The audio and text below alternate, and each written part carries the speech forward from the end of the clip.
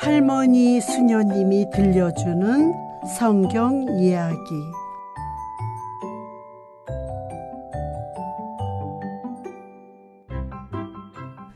룻의 효도. 어느 판간때 이야기인지 알 수는 없지만 유다의 베들레헴에 엘리멜렉이라는 사람이 살고 있었습니다. 그의 아내는 나오미였고 그들에게는 마흘론과 킬론이라는 아들이 있었습니다.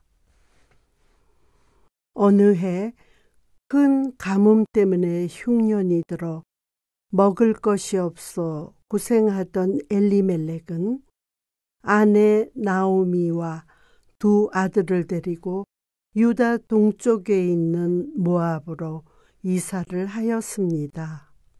그곳에서 얼마 동안 지내다가 엘리멜렉은 세상을 떠났습니다.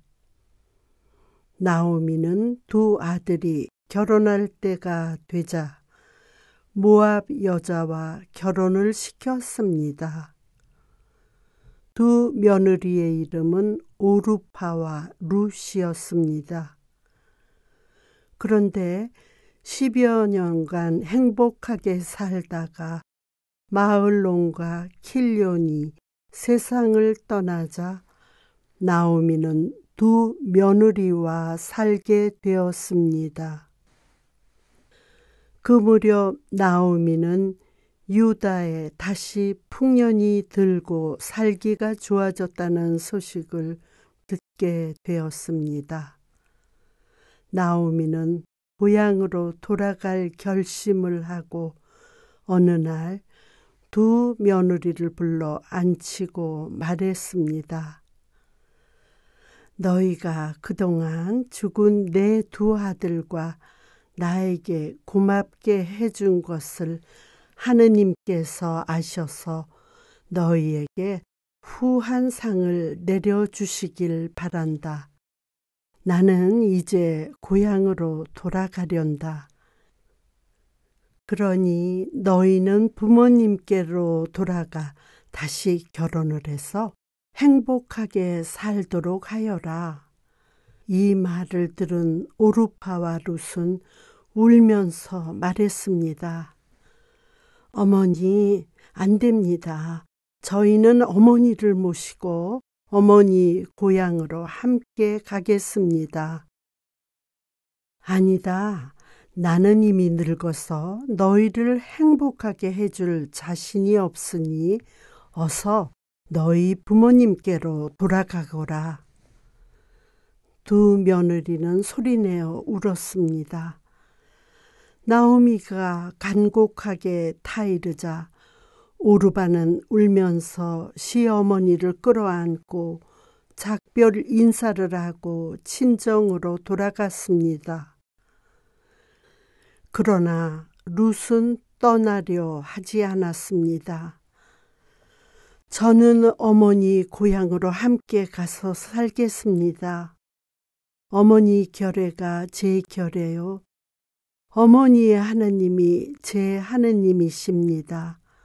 어머니에게서 저를 떼어놓는 것은 죽음밖에 없습니다. 나오미는 할 수 없이 룻을 데리고 고향인 베들레헴으로 돌아갔습니다.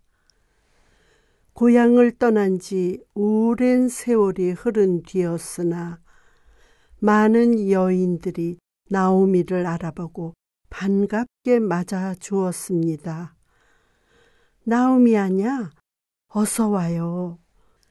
나오미는 친구들에게 그동안 모압에 살면서 남편과 두 아들을 잃은 이야기를 들려주었습니다.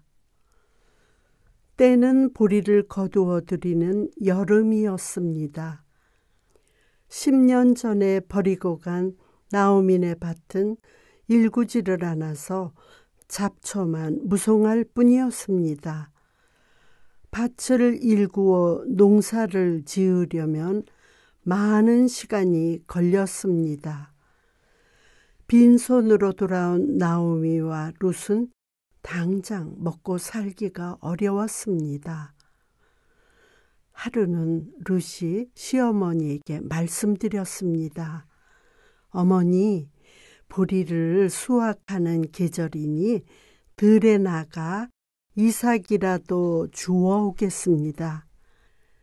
친절한 사람이 있으면 떨어진 이삭을 주워 가도 괜찮다고 할 겁니다.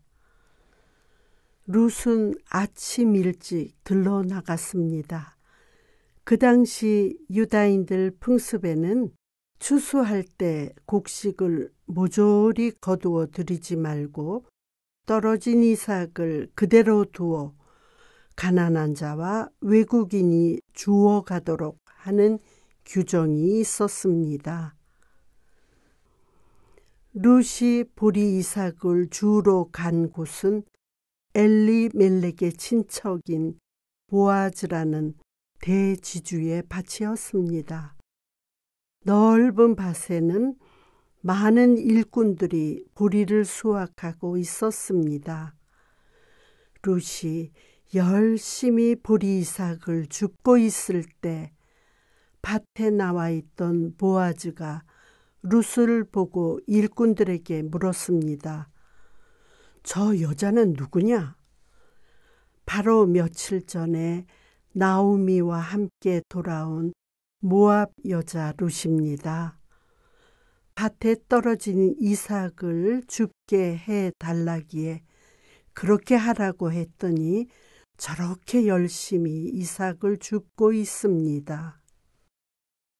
보아즈는 나오미가 모압 여자 룻과 함께 돌아왔으며 룻은 시어머니인 나오미를 극진히 섬기고 있다는 것을 이미 들어서 잘 알고 있었습니다. 보아즈가 룻에게 말했습니다. 추수가 끝날 때까지 이 밭에 와서 이삭을 줍도록 하시오. 목이 마르거든 여기 물통에 있는 물을 마시고 점심은 우리가 가지고 온 것을 나누어 먹읍시다. 룻은 너무도 고마워 땅에 엎드려 절하며 감사의 표시를 하였습니다. 보아즈는 일꾼들에게 일렀습니다. 룻이 주워가도록 이삭을 더 많이 떨어뜨려라. 저녁 때가 되어 룻이 하루 종일 쉬지 않고 주워 모은 이삭을 모아보았더니 한 말가량이나 되었습니다. 점심 때 얻어먹고 남은 음식과 주운 이삭을 가지고 집으로 돌아온 룻은 그날 있었던 일을 나오미에게 모두 들려주었습니다. 그러자 나오미가 말했습니다. 보아즈는 정말 고마운 사람이로구나. 사실 그는 우리의 친척이란다. 그런 사람이야말로 하느님의 축복을 받을 사람이지.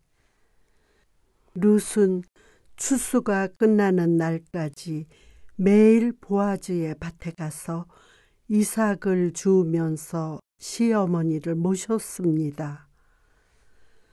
나오미는 효성이 지극한 며느리 룻이 행복해지기를 진심으로 원했습니다. 그래서 추수가 끝날 무렵 룻에게 말했습니다. 보아즈에게 가서 너와 결혼해달라고 청하거라. 나오미와 룻은 사람들에게 엘리멜렉이 유산으로 남겨준 밭을 팔겠다고 말했습니다.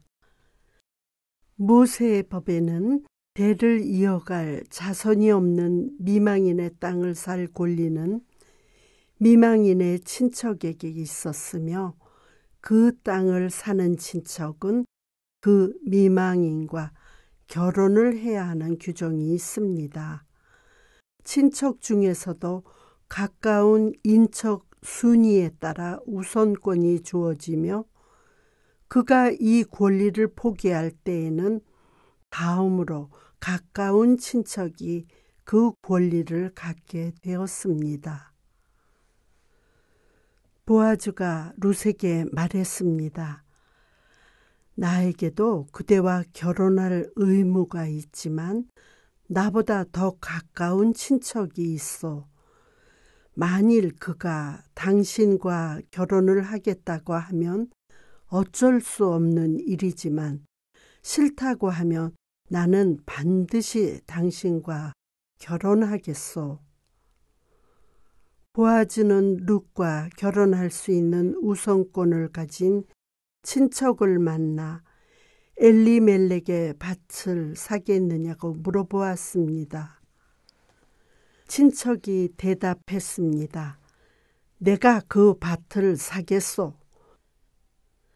보아즈는 그 친척에게 그 밭을 사는 대신 모압 여자인 룻과 결혼을 해야 한다고 말했습니다. 그러자 그 친척은 거절하고 말았습니다.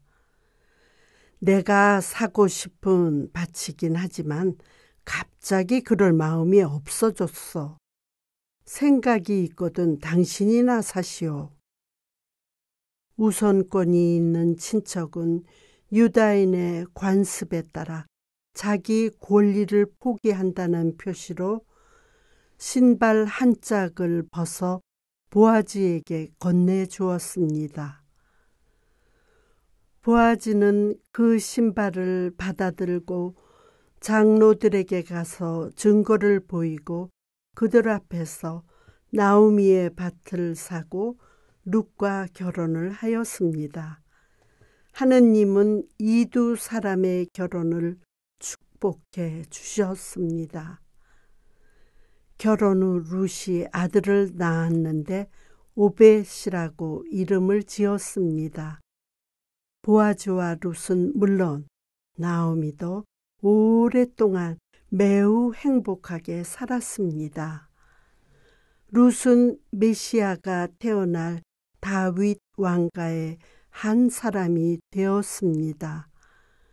룻의 아들 오벳은 다윗의 할아버지며 이새의 아버지입니다.